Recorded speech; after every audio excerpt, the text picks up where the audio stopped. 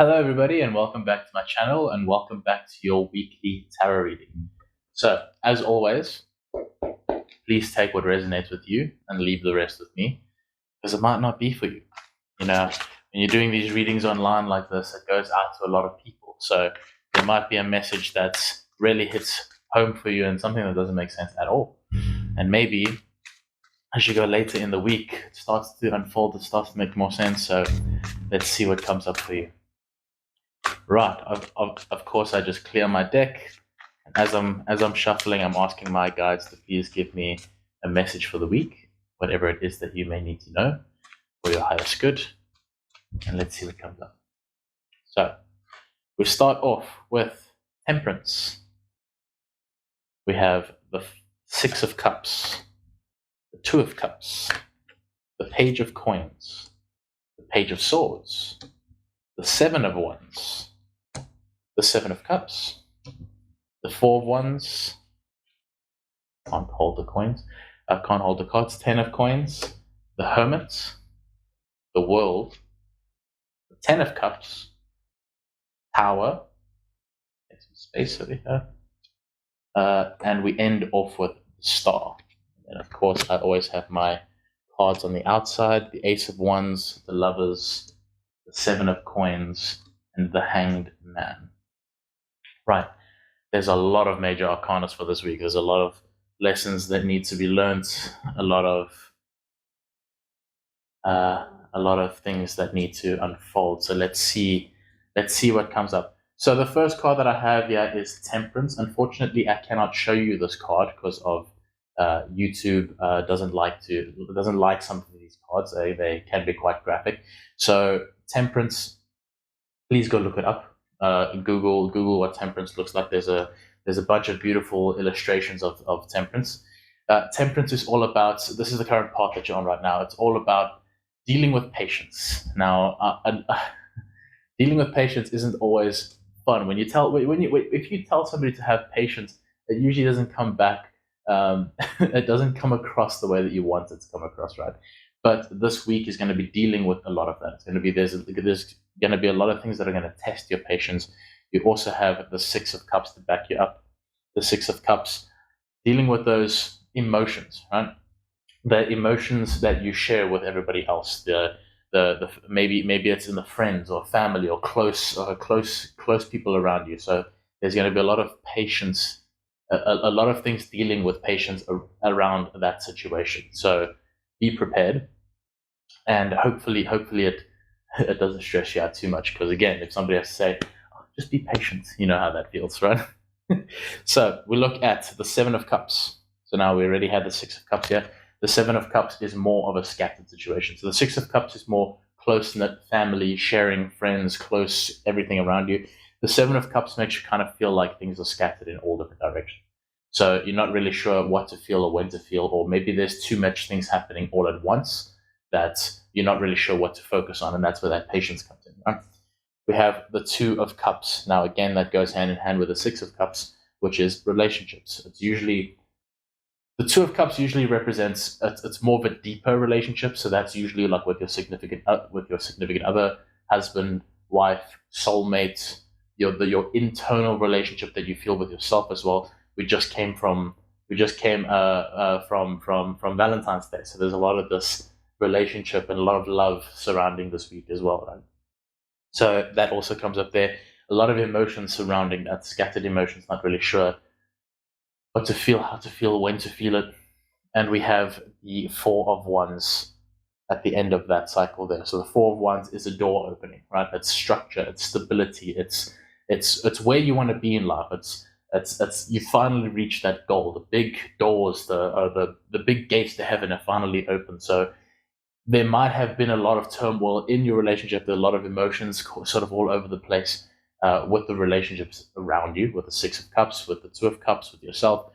But now you've sort of come to the point where you have finally reached the destination or the goal that you have set out for yourself, right? Whatever that may be for your relationship. Maybe it's a proposal, who knows? I don't know. But maybe it's a more serious, a more balanced place to be in your relationship, right? So you've gotten to that point. And we are met with the palace of coins. So on the other side of that door is wealth, abundance of wealth. You have stepped into an environment where you can receive, feel, embrace, share all of this wealth. The relationships that you've gained along the way, the relationships that have strengthened along the way, the relationships that you may have even lost along the way have all set you up for this place where you've now stepped into this palace of coins. Now imagine walking into a palace of coins. I mean, it's glistening, it's beautiful, it's bright, it's shiny, it's final, you can finally breathe. It feels like you've made it. You've gone through all the hardships and you've made it. You've battled all the battles that you need to battle, right? There's a 7 of Wands over there.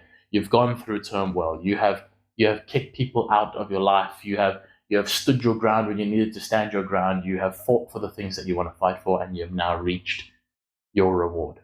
Right? So that feels great. It feels like you've earned it. It's not just given to you. Palaces are not just given, they're earned, right? And to harp on that even more, we have the 10 of Coins. 10 of Coins is the biggest yes card in the tarot deck, at least in my opinion. But the 10 of Coins it's the yes card. If someone, usually you don't ask yes or no questions when it comes to tarot because we don't like to tell the future, because the future is never ending, it's branching out, you can't really tell the future, you can only like see one path of it, right? But when the 10 of Coins comes up, it's very hard to try and find a different word other than saying yes. What you're asking, yes, that is right. The 10 of Coins being in your near future, saying yes, right? It goes on that same energy of the Palace of Coins now. So now your future is yes. And now yes has that beautiful energy, right? Whenever you ask a question and there's yes to it, there's always that like, oh, okay, cool, thank you, I got what I want, right? The 10 of Coins is that. It gives you what you've been looking for, whatever it is that you've been seeking. This 4 of Wands, right? This door, whatever beyond that door, it's there. Whatever you've been seeking, it's there. Yes is in your future. There's no other way for me to explain that, but yes is there. So this week looks very good. You've gone through all of this hardship, and now yes is at the end of this week, right? So look forward to the yes. We have the Page of Swords. And now with every great change that comes in our life, we always have to do a little bit of a reset, right? A Page of Swords is sort of like that reset. It's a new way of thinking. Now, you've gone through this hardship and now you finally reached a reward and you're not quite sure how to think about it. Because you've been dealing with all these hardships, you've been dealing with this turmoil, you've been dealing with scattered emotions, and now all of a sudden you're in a palace of coins. Where's the challenge? Where's the hurdle? Where's the hardship? Where's the next person that I need to stand my ground on or fight to get to the other side? It's a hard reset. It's a whole new way of thinking. It's a whole new way of looking out at the situation, and you're not quite sure how to maneuver that. But the Hermit shows up along with it. Hermit is a major arcana. The Hermit tells us that we are now the new light. We have now reached this point where we are in the palace. We have gone through all of this hardship. We have overcome our challenges, and we have mastered this version of ourselves. And now the Hermit gives us the opportunity to aid those on the same path. You may come across a lot more people that are in a similar situation to you, or were in a similar situation to you, and you may not have all the answers for them, but you'll have the knowledge of how you go through it, and that may aid them along their path. This is exactly what I do with these YouTube videos. Everything that I have learned over my journey, I then share with you, and hopefully that helps you in some way or shape or form. This is what the Hermit represents. You become the Hermit. It doesn't mean that you fall back into your shell like a hermit crab, right? It means that you become the light bearer. You become the spotlight, the shining. You show them where all the dangers are, so that they can at least maneuver it in a way that they won't get even more hurt. And you've already gone through all of the hardship. You can make it easier for them. We are then met with the world. Now, the world is what it is. The world is at your feet. All the 4 elements, all the resources at your disposal, all the spiritual and energetical energy and resources are at your disposal. The world is your canvas. right? Now that you have overcome all these challenges and you've reached your goal, now you can set out a new goal for yourself. Now you can finally start thinking about like what's next.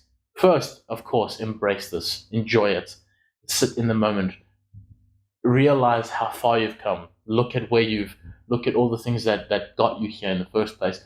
But once you get to that, once you have embraced it and enjoyed it to your heart's content, you can then start looking forward. You can then start looking out again, because of course, as humans, we like to grow. When we are stuck in one place, it gets boring. When we get trapped into the past, when we start thinking about the past, it becomes disheartening. We always look forward. We always look to grow. We always look to awaken other people around us. Right? Whenever we grow, we change the frequency of everybody around us, and that helps society as a whole will grow. It helps our family grow, our friends grow. We become that hermit, right? We help everybody along our path. So that is what the world represents, looking out for the next thing. We then have the 10 of Cups. So we have the 10 of Coins, which I said was the biggest yes card, and now we have the 10 of Cups. The 10 of Cups, in my opinion, is the best overall relationship card, right? We talk about the 2 of Coins being meeting your soulmate, and a lot of people think that meeting your soulmate is sort of the best outcome when it comes to relationships. But for me, the 10 of Cups represents a little bit more than that. It's not just about meeting your soulmate. It's about living that happy life with your soulmate. It's about getting pets. It's about having a family. It's about having children. It's about having that dream house. It's about having your close friends and family around you that have been with you through all your struggles and are still there. Remember, when we go through all these hardships, we also lose a lot of people that just don't vibe with us on our new frequency. That 10 of Cups brings all of those people around us that vibe with us on our new frequency, that accept the true version of who we are. That, to me, is the best relationship card that there is for me. And then we're met with the Tower immediately after that. Now, usually the Tower isn't always a fun card to have in your future, but it's immediately met with the Star. Now, the Star, I don't think I can show this card to you as well, so please Google it. There are beautiful illustrations of the Star. The Tower and the Star right next to each other, especially at the very end of the reading. So now this is like into the end of the week, near future. The Tower usually represents rebirth. Now, that sounds great. Right now, you're probably thinking, like, why is that such a bad thing to hear about? Because rebirth usually means destruction first. The Tower is all about breaking everything down, breaking your stability, breaking everything down to ground zero, starting fresh, and then building from there. But having that right next to the Star is all about internal value. All that energy, all that time that you spend trying to help others along their path, trying to make other people happy, trying to diminish your own self-worth to make others' self-worth even brighter. The Star reverses that concept. You take all that energy that you spend on others and you then spend it on yourself. So that rebirth, that destruction and rebirth and value for self, that Tower is that destruction of self. All of this chaos, turmoil, challenges, all of this stuff has now come to an end. The version of you that went through all of that chaos doesn't exist anymore. What comes out of that is now the new you. You've now embraced your final form. We're nowhere near your final form, but you've reached the next level. You have been rebirthed, right? Every time you go through major changes, you become a new person, you rebirth, right? That Tower represents that. So now this new version of you can embrace the 10 of Cups, can embrace the 10 of Coins, can embrace that temperance. I talk about patience. Going through all of this really builds a lot of patience, not only for the people around you, but for yourself as well. You're giving yourself a little bit of slack as well, of realizing you're not 100% perfect, and it's okay to not be perfect. Right? That's what makes us human.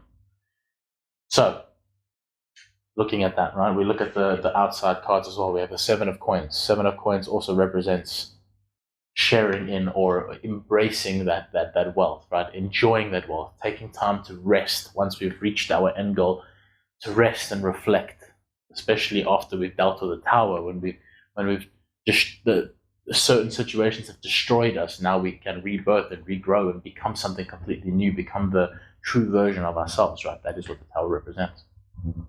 We have the Hanged Man, which is surrender.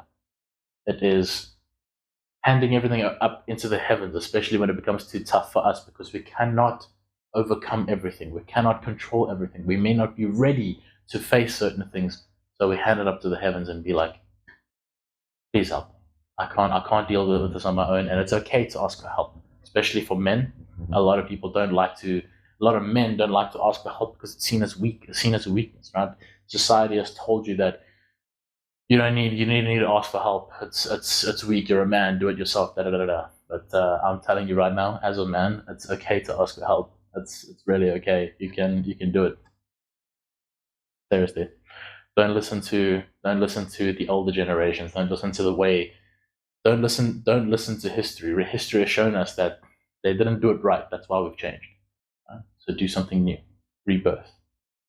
Break those old patterns and create a new one. Right? Create a new rebirth. There you go. That's my biggest message for today.